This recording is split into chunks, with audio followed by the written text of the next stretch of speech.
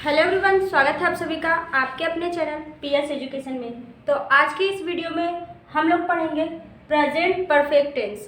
Present indefinite, present continuous हम लोगों ने कंप्लीट कर लिया है। आज हमें पढ़ना है प्रेजेंट परफेक्ट टेंस। तो चलिए स्टार्ट करते हैं रीडिंग करना। क्या होता है, कैसे ट्रांसलेट करते हैं इस तरह के सेंटेंस को, इस टेंस के सेंटेंस को कैसे ट्रांसलेट करेंगे। सबसे पहले देखिए, प्रेजेंट परफेक्ट टेंस का जो सेंटेंस होता है इसके लास्ट में आपको मिलेगा चुका है, चुकी है, चुके हैं, या फिर लिया है, लिए हैं, इस तरह से। मतलब लास्ट में या आ आएगा या चुका चुकी इस तरह से आएगा, और प्रेजेंट है तो लास्ट में है रहेगा। अब देखिए इसमें क्या करना है। प्रेजेंट जो परफेक्ट होता है, चाहे वो किसी का भी परफेक्ट हो, यहाँ पे हम प्रेजेंट का परफेक्ट पढ़ रहे हैं, तो जो प्रेजेंट परफेक्ट टेंस है इसकी हेल्पिंग वर्ब सबसे पहले हमें देख लेनी है। तो हेल्पिंग वर्ब होती है इसमें हैज और हैव। कौन कौन सी हेल्पिंग वर्ब होती है? हैज और हैव। हैज हमारा सिंगुलर के साथ लगता है और हैव क्या होता है? प्लूरल के साथ लगता है। और एक चीज आपको ध्यान देना है, इसमें जब भी परफेक्ट टेंस होता है तो परफेक्ट में हमेशा वर्ब की थर्ड फॉर्म का प्रयोग किया जाता है। क्या लगता है? वर्ब की थर्ड फॉर्म। यही बस तीन चीज आपको ध्यान देना है और सेंटेंस को बनाना। चलिए बना कर देखते हैं कैसे हम बनाएंगे। पहला हमारा सेंटेंस है रोगी मर चुका है। रोगी मर चुका है। तो अब यहाँ पर आप देखिए, जो चीज जो काम हो चुका होता है वही परफेक्ट में आता है, मतलब कि ये चीज किया जा चुका है, हो चुका है। तो रोगी मर चुका है, क्या हो जाएगा? द पेशेंट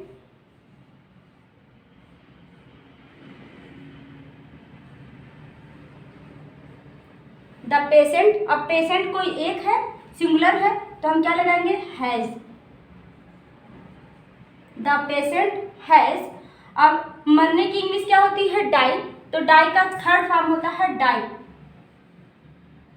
तो हम लिख देंगे die. The patient had died. रोगी मर चुका है। नेक्स्ट है तुमने अपना काम कर लिया। क्या हो जाएगा? सबसे पहले हम वर्ब लिखेंगे तो हो जाएगा यू। अब यू क्या है? इतना तो आपको पहले हमने बताया है, 2-3 वीडियो में हमने बताया है। प्रेजेंट टेंस में भी प्रेजेंट के इंडेफिनिट में, कंटिन्यूअस में सिंगुलर और प्लूरल दोनों बताया है। तो अब देखिए यू जो होता है ये हमारा प्लूरल होता है। जैसे प्लूरल में कौन कौन से हैं? तो होते हैं आई, वी, यू, दे, ये सब क्या होते हैं? प्लूरल होते हैं। तो यू भी हमारा क्या है? प्लूरल है। अब प्लूरल है हमारा सब्जेक्ट, तो इसके साथ हम कौन सी हेल्पिंग वर्ब लगाएंगे? हैव लगाएंगे। तो यहाँ पर लिख दीजिए हैव। यू हैव, काम क्या हो रहा है? तुमने अपना काम कर लिया है। काम करने का काम हो रहा है। तो यू हैव काम करने की इंग्लिश क्या होती है? डू, मतलब करना होता है, और डू की थर्ड फॉर्म होता है डन। तो यहाँ पर लिखेंगे डन। यू हैव डन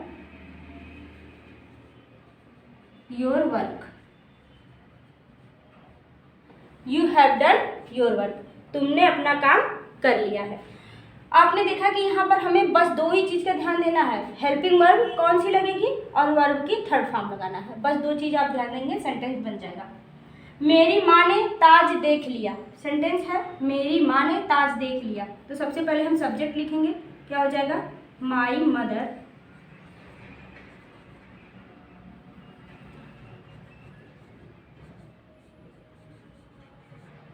अब मेरी माँ सब्जेक्ट कैसा है?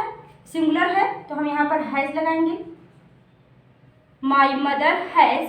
अब क्रिया क्या है? देखने का काम हो रहा है। क्रिया क्या है? वर्ब क्या है? देखने का काम हो रहा है। तो सी का थर्ड फॉर्म क्या होगा? सीन।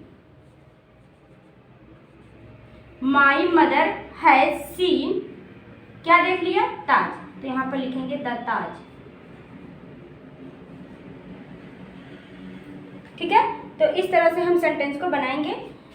वर्ब की थर्ड फॉर्म लगाएंगे और हैज और हैव कर्ता के अनुसार लगा देंगे।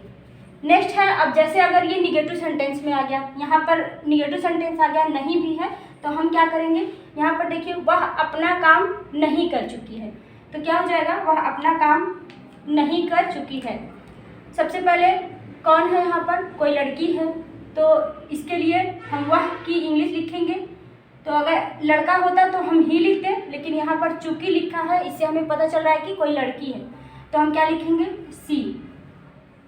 अब सी क्या है, सिंगुलर है, तो इसके साथ हम हेल्पिंग वर्ब लगाएंगे हैज़।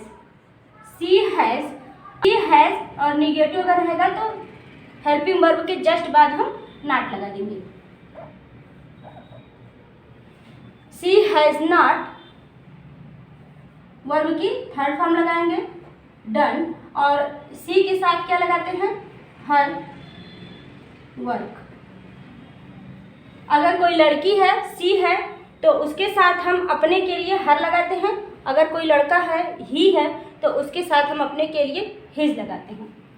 नेक्स्ट है वह घर नहीं जा चुकी है। यह भी हमारा क्या है, निगेटिव सेंटेंस है, तो यहाँ पर हम लिखेंगे चुका है, कोई लड़का है इससे पता चल रहा है, तो यहाँ पर लिखेंगे ही, और ही भी हमारा क्या है, एक वचन करता है, सिंगुलर है, तो हम लिखेंगे has, he has.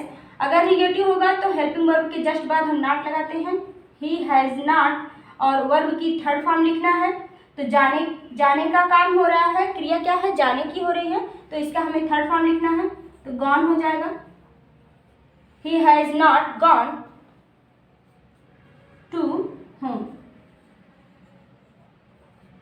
He has not gone to home, वह घर नहीं जा चुका है।